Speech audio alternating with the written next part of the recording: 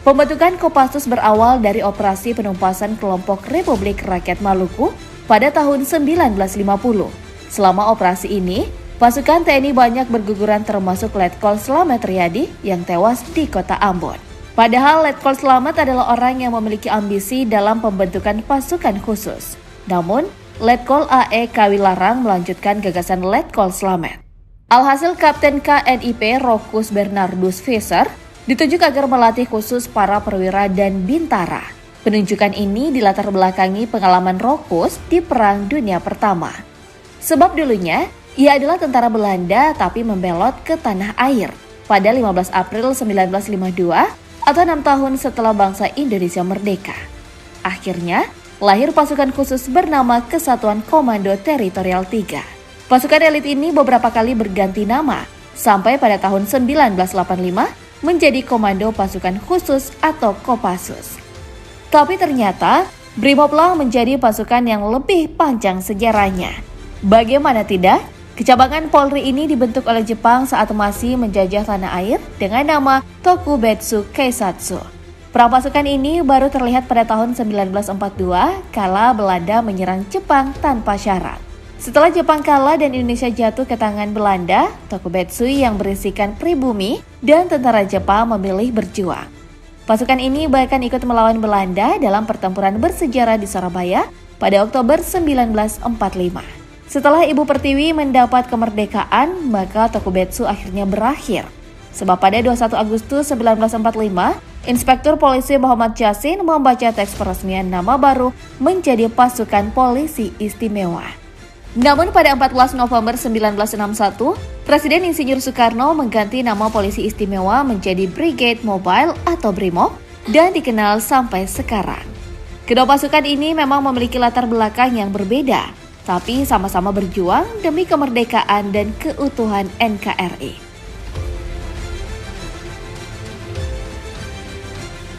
Lantas bagaimana dengan ciri khas Brimob versus Kopassus?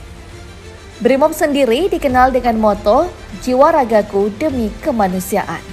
Pasukan di bawah naungan Polri ini memiliki tugas yang berbeda-beda, seperti Brigade Pelopor hingga Satuan Gegana. Khusus Gegana terbagi menjadi 5 detasemen, yaitu Detasemen Intelijen, Detasemen Penjinak Bom, Detasemen Anti Teror, Detasemen Anti Anarkis, Detasemen Kimia, Biologi, dan Radiologis. Berbeda dengan Kopassus, pasukan elit ini tidak disebut sebagai satuan karena sifatnya yang khusus. Makanya Kopassus menciptakan struktur sendiri yang berbeda dari lainnya dengan nama grup. Penggunaan istilah ini bertujuan agar pasukan Kopassus terhindar dari standar ukuran. Grup Kopassus sendiri terbagi menjadi 5, yaitu Grup 1 para komando berlokasi di Serang, Banten, Grup 2 para komando berlokasi di Kartasura, Jawa Tengah, Grup 3 Sandi Uda berlokasi di Cijantung, Jakarta Timur, Satuan 81 Penanggulangan Teror atau setingkat dengan Satuan berlokasi di Cijantung, Jakarta Timur, Pusat Pendidikan dan Pelatihan Pasukan Khusus atau Pusdiklat Pasus berlokasi di Batu Jajar, Jawa Barat. Walau begitu, seluruh pasukan Kopassus sangat khas dengan baret merah dan penggunaan corak loreng darah. Mereka juga sangat kental dengan moto berani benar dan berhasil. Sementara Brimob menggunakan seragam kebesarannya berwarna hitam dan baret biru navy. Bisa dilihat perbedaan mencolok dari dua pasukan ini, utamanya dalam segi pembagian pasukan hingga ciri khas seragam masing-masing. Nah, bagaimana dengan proses pendidikannya? Menjadi seorang anggota Brimob dan Kopassus jelas tidaklah mudah.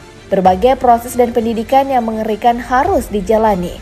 Kopassus misalnya, untuk menjadikan pasukan elit para siswa dididik di Pusat Pelatihan dan Latihan Pasukan Khusus di Batu Jajar, Jawa Barat.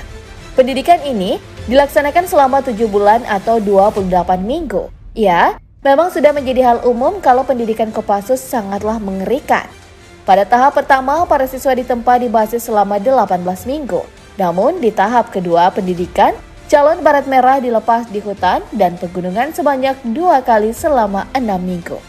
Di tahap ketiga, peserta dilepas di rawa laut selama 4 minggu berlokasi di Pulau Nusa Kambangan. Pada tahap terakhir ini, biasa juga disebut Minggu Neraka. Bagaimana tidak, Peserta yang awalnya bisa mencapai 500 orang bisa berkurang menjadi setengahnya. Masalah fisik dan kesehatan menjadi kendala peserta hingga akhirnya gugur. Sebab latihan ini dibuat serupa dengan operasi militer hingga perang. Peserta juga menjalani survival laut, pelolosan hingga pendaratan perahu karet. Sementara BRIMOB, proses pendidikan dilaksanakan di Akademi Polisi atau Akpol. Para Tantama dididik sebagai insan bayangkara dengan sikap perilaku, pengetahuan, tugas umum, dan khusus untuk BRIMOB. Peserta juga dibekali berbagai latihan layaknya prajurit militer. Mereka turut diberi ilmu terampil menjalankan reserse mobile atau resmob, sehingga memiliki kualifikasi seperti ini. 1. Terampil mengaplikasikan kemampuan wan teror atau pahlawan teror. 2. Memiliki pengetahuan penjinakan bom atau J-bom, tampil mengaplikasikan kemampuan search and rescue atau SAR. 4. Tampil mengaplikasikan kemampuan ketegasan lapangan brigade mobil KLBM. 5. Memiliki pengetahuan kimia biologi radioaktif atau KBR. 6. Memahami prinsip dasar HAM dalam pelaksanaan tugas kepolisian. 7. Mengetahui kekuatan perundang-undangan yang berlaku untuk melaksanakan tugas pokok Polri. 8. Mampu mengaplikasikan navigator darat. Dan 9. Mampu mengaplikasikan ketangkasan pendukung kemampuan BRIMOB atau Polri. Nah, kalau persenjataan, kira-kira apa saja yang membedakan? Kopassus dibekali sejumlah perlengkapan dan persenjataan saat bertugas. Sejarah mencatat, pasukan ini telah berganti perlengkapan tempur beberapa kali. Di antaranya, SMR brand atau sejenis senapan mesin ringan digunakan tahun 1953 atau di awal pembentukan Kopassus. Uzi digunakan sejak 1949 atau 1954. AK-47 digunakan sejak 1960, MP5, SS2V5, dan pisau komando. Di masa sekarang, Kopassus dibekali berbagai senjata khusus, salah satunya SPR-2 kaliber 12,7 mm buatan dalam negeri. Tak kalah dengan Kopassus, BRIMOB juga dibekali sejumlah senjata dan telah beberapa kali berganti-ganti. Di antaranya, SMG SAV Z61 Scorpion, AK-47, Ingram Mag-10, SMR FN Minimi, AK-101, Steyr AUG, Arctic Warfare 6 Sauer 516 PM, Barrett MRAD, dan Sangkur. Bagaimana? Kedua pasukan ini sangat berbeda dalam segi penggunaan persenjataan. Hanya senapan AK-47 yang sama-sama digunakan dua pasukan ini. Bagaimana perbedaan tugas dan fungsi BRIMOB versus Kopassus? Dalam menjalankan tugas dan fungsi, BRIMOB dituntut agar menjalankan fungsinya. Misal, satuan gegana berfungsi untuk menjinakkan bahan peledak dan ancaman bom. BRIMOB juga memiliki satuan pelopor bertugas khusus dan bersifat paramiliter. Satuan ini biasanya menangani kerusuhan atau yang biasa disebut huru-hara, penanganan SAR dan operasi penyerbuan. Saat bertugas di daerah konflik, satuan pelopor secara konvensional berada di Komando Militer Gabungan dengan TNI. Salah satu operasi khusus yang dijalankan yakni pemberontakan di Aceh hingga Papua. Sementara Kopassus dikenal memiliki kemampuan bergerak cepat di segala medan, menembak dengan tepat, mengintai, dan anti-teror. Tugas Kopassus sendiri yakni menjalankan operasi militer perang, di antaranya direct action atau serangan langsung untuk menghancurkan logistik musuh. Kemudian, Combat SAR, Adventure Combat Intelligence, atau operasi intelijen khusus. Biasanya, dalam menjalankan misi khusus anggota Kopassus yang diutus berjumlah sangat sedikit. Tugas lain dari Kopassus adalah operasi militer selain perang, di antaranya bantuan kemanusiaan AIRSO yang termasuk operasi anti-insurgensi, separatisme, dan pemberontak.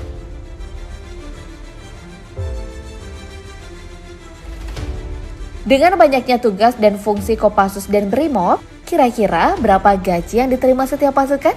Baik Kopassus dan BRIMOB, kedua pasukan ini memiliki gaji yang setara dengan PNS pada umumnya.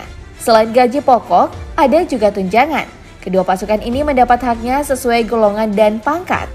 TNI AD tingkat Tantama sendiri mulai 2,5 sampai 2,9 juta. Di tingkat Bintara, gaji yang didapat antara 3,4 sampai 4 juta rupiah. Kalau tingkat perwira, yakni 4,4 sampai 4,4 juta. Sedangkan tingkat perwira menengah 4,9 hingga 5,2 juta dan perwira tinggi 5,4 sampai 5,9 juta. Sebaliknya, gaji Brimob dari tingkatan Tama dari 2,5 sampai 2,9 juta plus tunjangan. Kalau pangkat Bintara 3,4 sampai 4 juta plus tunjangan. Perwira pertama 4,4 sampai 4,4 juta plus tunjangan. Sedangkan perwira menengah 4,9 sampai 5,2 juta. Dan perwira tinggi 5,4 sampai 5,9. Padahal lumayan juga ya gajinya.